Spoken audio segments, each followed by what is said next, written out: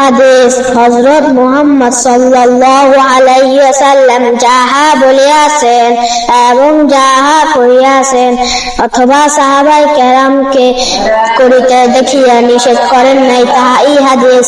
1 নম্বর হাদিস শরীফ আখলিস দীনাকা ইয়াকফিকাল আমালুল কলিল। হাদিস শরীফের অর্থ তোমার ঈমানকে খাঁটি করো, অল্প আমলই নাজাতের জন্য যথেষ্ট হইবে।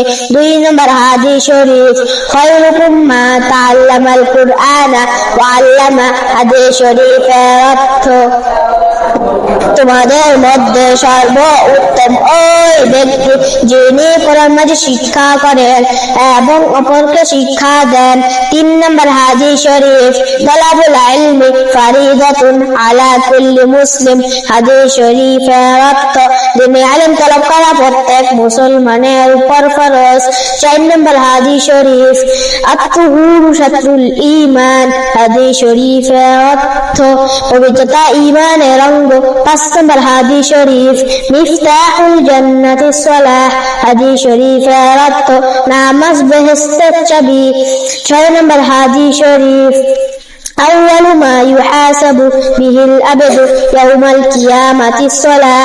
হাদিস শরীফের অর্থ কিয়ামতের দিন সর্বপ্রথম নামাজের হিসাব হইবে। 7 নম্বর হাদিস শরীফ বাল্লিউন ফাদলুল আলিমি আলাল আবিদি কাফাদলি আলা আদনাকুম। হাদিস শরীফের অর্থ তোমাদের মধ্যে সর্বাপেক্ষা ছোট ব্যক্তি হইতে আমার মতবা যত বড় বেআইলেম আবেদের চেয়ে একজন খাঁটি আলেমের মতবা তত বড়।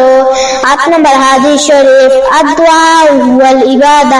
হাদিস শরীফের অর্থ দোয়াই ইবাদত।